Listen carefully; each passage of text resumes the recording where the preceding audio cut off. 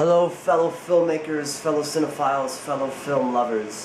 When we started this vlog, one of the things that I think we really wanted to cover is the whole journey into universities and the actual industry, because both Greg and I want to work in the film industry, and it might not happen, we can't know, but we'd like to document our experience trying to get there. So case in point, because we don't know, I can't be certain that I'll be accepted into NYU. I also can't be certain that if I get accepted, I'll get a job from that schooling.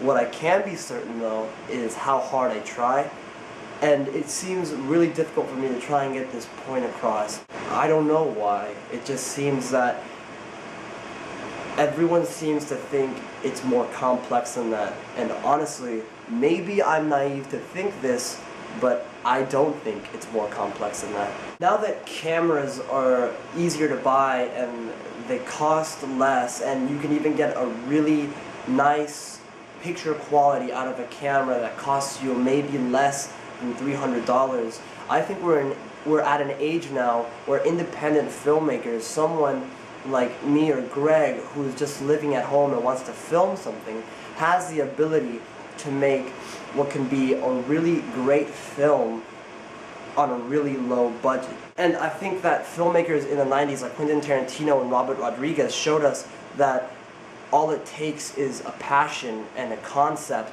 to get a film picked up by a studio. I mean, very clearly, if your film is crappy, it's not going to get bought by a studio if it's low budget. You've got to be big budget, like Eddie Murphy, to make a crappy movie that can be bought by a big studio. But what I'm trying to say here is that go and make the movie that you want to make. Make the film that you want to make, because I think the best directors and the best films are the ones that follow the passion. Quentin Tarantino, Robert Rodriguez, Steven Spielberg in his early days, Matthew Vaughn in his recent years, Kevin Smith now, Edward Burns. These are directors which aren't getting hung up by what the studio wants them to make, but are instead who are financing their own films and just putting together almost a ragtag team of actors, getting a cast and crew that doesn't take a lot of people, and doing the most they can with the money they have to make their film as good as it can be. All it takes to make a film is a camera. My camera isn't great by any means. In a lot of my shorts you'll see lots of issues with grain because I've yet to learn how to toy with the ISO. Let's say you're even limited on actors, like Greg, who's been trying to film a short called Bitten, but hasn't had the right amount of actors to do it. Well, in that case, go and write a script that you can do with maybe one person or two people, or get editing software or learn editing techniques where you film yourself, you are the only actor, and you remake Norbit and make it better. Play every character and do it better than Eddie Murphy. All we can do in this business is to try. And I think that goes for any career. It's all in the effort you put in. And so maybe we can't be certain that we'll get into the business, but what we can be certain of is how hard we try to get in. So all I can do in these years is to film as many shorts as possible, try and make them as good as they can be, and then try and distribute them.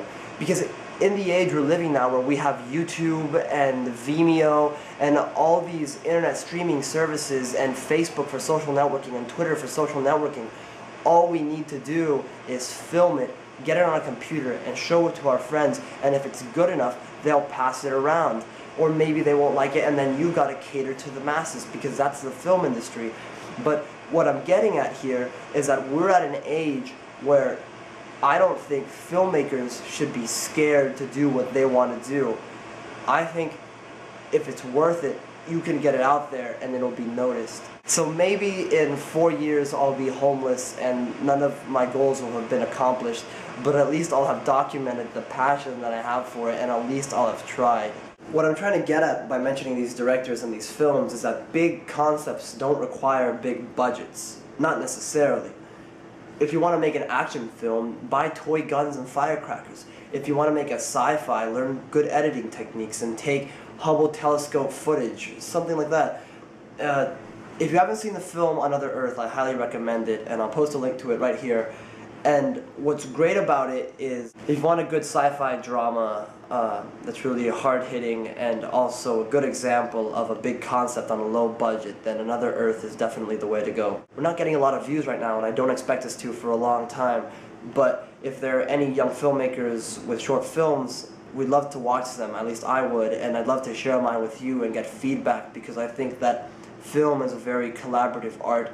I mean, just look at Quentin Tarantino and Robert Rodriguez, or Woody Allen with his revolving cast of same characters, or Joss Whedon. I think the more people you know, the more the passion can ignite, and I think this is a very passionate art, and I think you should follow that passion no matter what your budget is. Go out and make the film, and make the film that you want to make, not the film that other people tell you to. And at the end of the day, Ingrid Bergman said that the very basis of film is a manipulation of light through a lens.